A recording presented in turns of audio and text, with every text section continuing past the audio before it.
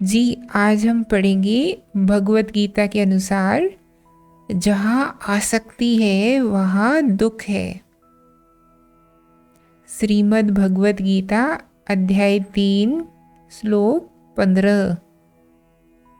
नियत कर्म का विधान वेद में निहित है और वेद को शब्द रूप से अविनाशी परमात्मा से साक्षात उत्पन्न समझना चाहिए।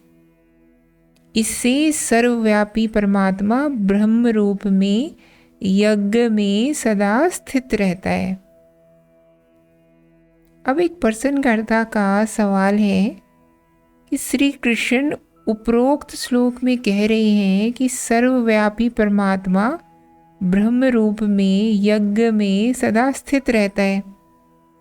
इस यज्ञ निष्काम कर्म की प्रेरणा परमात्मा है, पर मेरे कर्म की प्रेरणा मोह है।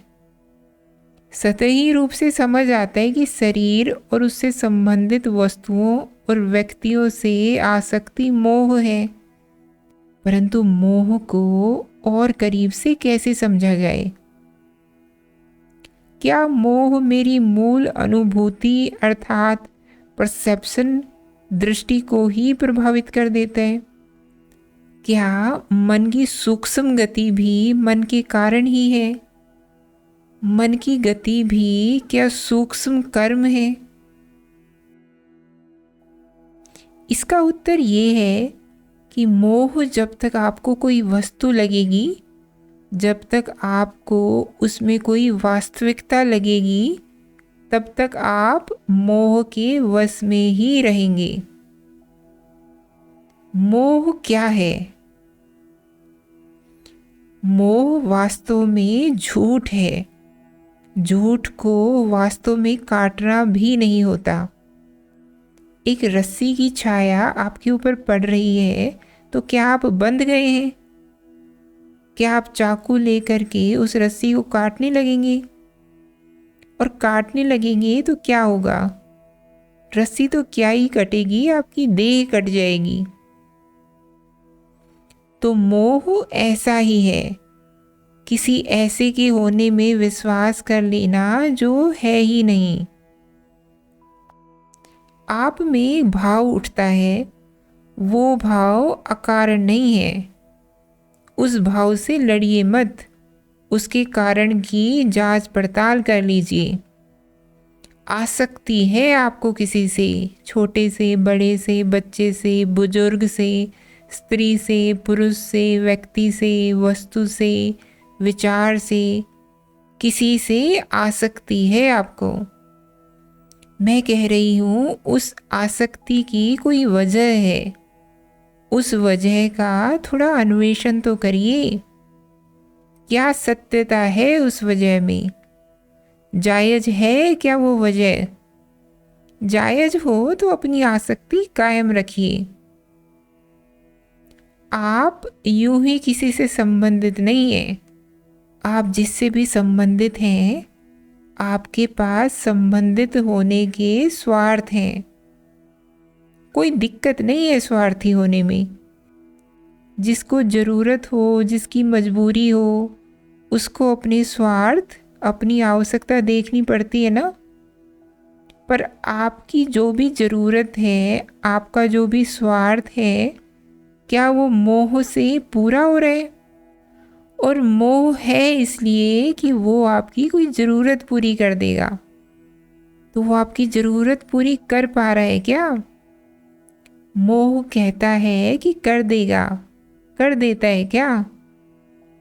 अगर कर रहा हो तो आप मोहित रहें। मोह और ममता और अहंता बिल्कुल साथ साथ चलते हैं। जिसको मम कह दिया यानी मेरा है, उसके प्रति मोहित ही रहेंगे आप। और जिसके प्रति मोहित हो गए, समय नहीं लगेगा उसे अपना या मेरा कह देने में। और मोह हो या ममता हो, मोह होने के लिए, मेरा कहने के लिए आपका अहम का होना ज़रूरी है। जो कहे मेरा सो अहम, जो मोहित हो रहा है सो अहम। तो ये तीनों साथ साथ चलते हैं। इनमें सच्चाई कितनी है? और यह मत कहिएगा कि आपको इनकी सच्चाई से कोई मतलब नहीं है। मतलब आपको पूरा है। मतलब बस ही तो आप मोह करते हो ना। कोई मतलब न होता आपको तो आप किसी की ओर क्यों आकर्षित होते? जिनसे मोह है उनसे मतलब ही तो है ना, उनसे स्वार्थ ही तो है कुछ आपका, उनसे कुछ मिल ही तो रहा है ना आपको, उनके माध्यम से कुछ पाना ही तो है आपको। इसका प्रमाण यह है कि जब वो जीवन से जाते हैं तो ऐसा लगता है कि कुछ चला गया। अगर किसी के जीवन से हटने से लगता है कि कुछ चला गया तो निश्चित रूप से जीवन में रहकर किसी आवश्यकता की पूर्ति कर रहा था वो आपकी। कुछ पहन रखा है आपने, उसको उतारते ही अगर ठंड लगने लगती है तो इसका अर्थ यह है ना कि वो जब आपने धारण किया हुआ था तब वो आपकी किसी आवश्यकता की पूर्ति कर रहा था, है ना। तो मोह की वजह होती है, उससे कुछ मिल रहा होता है। जो मिल रहा होता है मैं कह रही हूँ उसका परीक्षण कर लीजिए, कितना मिल रहा है और उसके बदले में कितना दे रहे हैं। जो मिल रहा है उसमें सच्चाई कितनी है।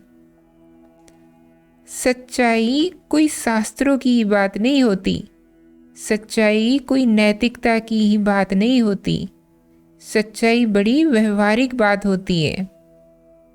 मैं प्यासी हूँ और इन्होंने मुझे यूं पानी दिया। मेरे लिए ज़रूरी है कि इसके भीतर जो है वो सच्चा हो, क्योंकि मेरे लिए मेरी प्यास सच्ची है ना, तो पानी भी सच्चा चाहिए। सच्चाई इसीलिए आवश्यक है। सच्चाई वो है जो आपकी प्यास को, आपकी अतृप्ति और आपकी अपूर्णता को मिटा दे। क्या मोह में सच्चाई है? मैं पानी पी लेती हूँ तो मुझे कुछ तो लाभ हुआ। आप मोह पीते हैं, आपकी अतृप्ति मिटती है क्या? मोह को पी तो किसी मतलब से ही रहे हो ना। कोई यह ना कहे कि हम निस्वार्थ भाव से मोह रखते हैं, कोई यह ना कहे कि हम तो निस्वार्थ रूप से ममता रखते हैं। ममता, मोह, अहंता, इनमें सब में स्वार्थ तो भरपूर है। ये स्वार्थ के ही दूसरे नाम हैं। और मैं नहीं कह रही कि स्वार्थी होना बुरी बात है। मैं सवाल दूसरा पूछ रही हूँ। मैं पूछ रही हूँ कि तुम्हारा स्वार्थ पूरा हो रहा है क्या? जिससे मोहित हो उससे मोहित होकर के जीवन की तुम्हारी व्याकुलता, अपूर्णता मिट रही है क्या? और मिट रही है तो अब मोहित रहे रहो। जब ममत्व बैठा लेते हो किसी से तो वो तुम्हारे लिए शांति का कारण बनता है या अशांति का? बोलो, अशांति का ना। आसक्त हो जाते हो किसी से। अब जीवन में तुमने शांति उतार ली या अशांति? माताएं जाकर बैठती हैं सत्संग में, उनका जी नहीं लगता, उनको खटका बना रहता है, भीतर अशांति चलती रहती है। बाहर से जरा सी कूकू आई नहीं कि उनको भागना पड़ेगा ना। ये तुमने अपने लिए शांति पैदा करी है या अशांति? बताओ। इसी तरीके से किसी को किसी वस्तु से बड़ा मोह हो, बड़े महंगे उपकरण आते हैं जैसे मोबाइल फ़ोन। तुमने 2 लाख का मोबाइल फ़ोन खरीद लिया और कहा कि नियम है सत्संग से बाहर ही छोड़ना पड़ेगा आपको मोबाइल। अब बैठे तो अंदर हो, शांत हो या अशांत हो, स्वार्थ पूरा भी हो रहे, लिया किस लिए था कि क्या पता इसी से शांति मिल जाए। मिल रही है क्या, या जीवन में और अशांति आ गई है? इसीलिए कह रही हूं कि मोह झूठ है। वो तुमको वो नहीं दे रहा जो तुम उससे चाहते हो। तुम उसको जीवन में रखे हुए हो, पर उस संबंध की बुनियाद ही झूठी है। ये जान लेना, ये साफ साफ अपने जीवन में देख लेना, सीधे मुक्ति दिला देता है। आप एक छोटी सी डिबिया लेकर के भागे जा रहे हो, उसको बिल्कुल सीने से चिपका करके, और कोई पूछे कि क्यों इसको सीने से लगा रखा है, क्यों इसके पीछे प्राण देने को उतारू हो, आप कहेंगे कि इसमें हीरा है, हीरा, इस हीरे से मेरी सारी समस्याओं का समाधान हो जाएगा, बड़ा कीमती है, मेरी सारी दरिद्रता दूर कर देगा। और तिलस्मी हीरा है, नागमणि है, उड़ते हुए सांपों के माथे से निकाली गई है। ये मणि घर में रखूंगा तो बड़ी शुभ संपदा उतरेगी, और ऐसे चिपका रखा है अपने दिल से। मैं नहीं कहूँगी कि आप उसको फेंक दीजिए। अगर वाकई उसमें वही हीरा है जो आप बता रहे हैं, तो उसको बिल्कुल छाती से चिपका कर रखिए। पर मैं इतना तो कहूँगी कि उस डिबिया, उस पिटारी को थोड़ा सा खोल करके देख लो, उसमें है क्या। इतने मोहित हो, एक बार जांच तो लो कि कितने मोहित हो। क्या पता उसमें कुछ हो ही ना, क्या पता उसमें कोई साधारण पत्थर हो। तुम्हारी आशाएं पूरी नहीं होने वाली। मोह भाव झूठ है, तुम्हें निराश होना पड़ेगा, बड़ा दुख होगा। जब तक उसे सीने से लगाए घूम रहे हो, तब तक दुख है कि कहीं कोई चुरा ना ले, कहीं कुछ छिन ना जाए, कहीं ये जो नन्ही सी चीज़ है मेरे पास, इसकी हानि ना हो जाए। तब तक इस दुख में ही जी रहे हो। घोर दुख है ना ये, चैन से सो नहीं सकते, आराम की सांस नहीं ले सकते, लगातार अंदेशा बना रहता है हानि का, चोरी का, नुकसान का। आज इस दुख में हो, और कल जब असलियत खुलेगी तब पोल खुलने के दुख में जियोगी। तुम तो दोनों ही दशाओं में दुख में जियोगी। जब तक हीरा समझकर छाती से चिपटाए हुए हो, तब तक चोरी का, सुरक्षा का दुख है। और जिस दिन खुली वो पिटारी और भीतर पाया कि कुछ नहीं है, या बस कंकड़ पत्थर हैं, उस दिन पूरे जन्म के व्यर्थ हो जाने का दुख सामने खड़ा हो जाएगा। इतना तो समझा रहे हैं कृष्ण। सब कर्म प्रकृति के वशीभूत होकर ही हो रहे हैं। तुम व्यर्थ ही कर्ता बने बैठे हो। प्रकृति जीव को भरती है अहंता, मोह और ममता से। उसमें प्रकृति के अपने निहित उद्देश्य हैं। खास तौर पर अगर आप स्त्री हैं, तब तो पूछिए ही मत। जीव व्यवस्था चलाने के लिए जरूरी है कि स्त्री के रेसे रेसे में मोह ममता भर दी जाए। पर क्या स्त्री हो आप? जो भीतर बेचैनी बैठी है, उसका लिंग है क्या कोई? बोलो। तो स्त्री हो नहीं तुम। मैं नहीं कह रही हूं कि आत्मा का कोई लिंग नहीं होता। तुम्हारे जीवन में जो अतृप्त चेतना है, उसका भी तो कोई लिंग नहीं होता ना। वो चैन मांग रही है, स्त्री चैन तो नहीं मांग रही। स्त्री और पुरुष का चैन तो अलग अलग नहीं होता ना। स्त्री और पुरुष की नींद अलग अलग होती है क्या? हाँ, जग जाए तो अलग अलग हो जाएंगे। दोनों जब सो ही गए हैं, आराम और विश्राम में प्रवेश कर गए हैं, तब स्त्री और पुरुष अलग अलग होते हैं क्या? वही आराम चाहिए ना तुमको। तो स्त्री कहाँ हो तुम? ऊपर ऊपर से स्त्री हो और प्रकृति तुमसे ऊपर ऊपर के सारे काम करवाई जा रही है। नतीजा यह है कि तुम जो हो उसकी मांगे पूरी करने के लिए तुम्हारे पास कोई वक्त ही नहीं, कोई ऊर्जा ही नहीं बची। इतना समझाता है अध्यात्म कि प्रकृति नहीं हो तुम। प्रकृति तो अपना काम निपटाए ले रही है तुम्हारी देह के माध्यम से। तुम कुछ अपने हित की भी तो देखो। प्रकृति तुम्हारा उपयोग भर कर रही है। एक तरह से बेवकूफ़ बना रही है प्रकृति तुमको, और तुम बने जा रहे हो। तो अपना हित कब देखोगे? बड़ा खतरनाक खेल चलता है भीतर। अकेलापन तुम हटाना चाहते हो। जब तक दूसरा तुम्हारे साथ नहीं है तब तक अकेलापन खाए जाता है। जब दूसरा व्यक्ति साथ आता है तब अकेलेपन के हटने की संभावना पैदा होती है। लेकिन वो संभावना साकार तभी हो सकती है जब दूसरे व्यक्ति के साथ तुम बेहोश हो जाओ। दूसरे व्यक्ति के साथ रहते हुए भी अगर तुमने अपनी चेतना थोड़ी भी जागृत रखी तो तुम पाओगे कि दूसरे के साथ होते हुए भी तुम बड़े अकेले हो।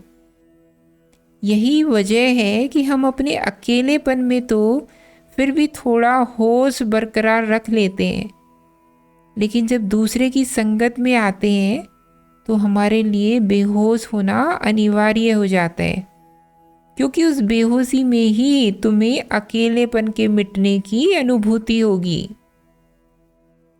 तुम दूसरे की संगत कर ही इसलिए रहे हो कि अकेलापन मिटे, पर दूसरे की संगत अकेलापन नहीं मिटाती तुम्हारा। दूसरे की संगत में तुम पर जो बेहोशी छाती है वो तुम्हारा अकेलापन मिटाती है। उस बेहोशी को अपने ऊपर छाने देना या ना छाने देना ये तुम्हारा चुनाव होता है। दूसरे की संगत में तुम्हारे लिए और ज़रूरी हो जाता है कि तुम बेहोश हो जाओ, नहीं तो रिश्ता ही नहीं बना रहेगा। दूसरा तुम्हारे साथ है और उस वक्त तुम अपनी चेतना बरकरार रख लो तो रिश्ता टूट जाएगा।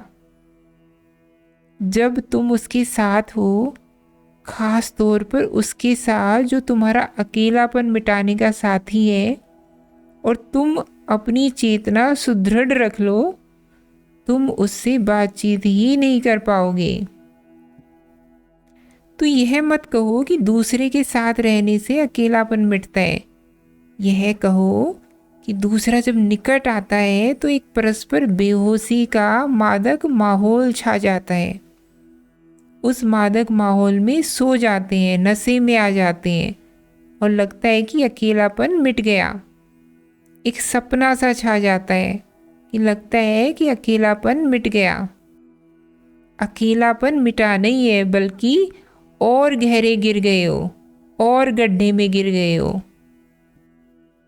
कोई मिल जाए तुम्हें ऐसा जिससे तुम होश का संबंध बना सको कि चेतना उठी हुई है और तब अकेलापन दूर हो, तो बात दूसरी है, वो बात अलग है।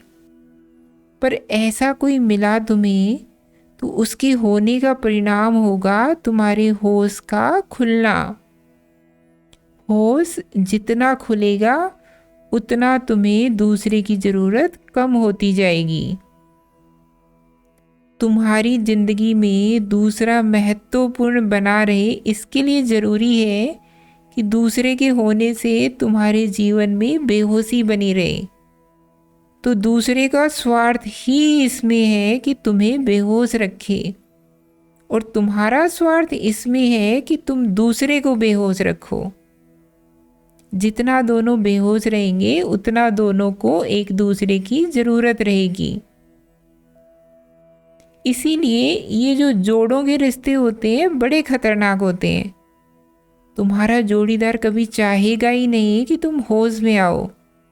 क्योंकि होश में आने का मतलब है कि जोड़ा टूटा, और न तुम कभी चाहोगे कि तुम्हारा जोड़ीदार होश में आए, बल्कि जहाँ दिखाई देगा थोड़ा बहुत कि होश की किरण उतर रही है, वहीं खतरा छा जाएगा, घंटियाँ टनटना उठेंगी कि कुछ खतरनाक हो रहा है, कुछ खतरनाक हो रहा है।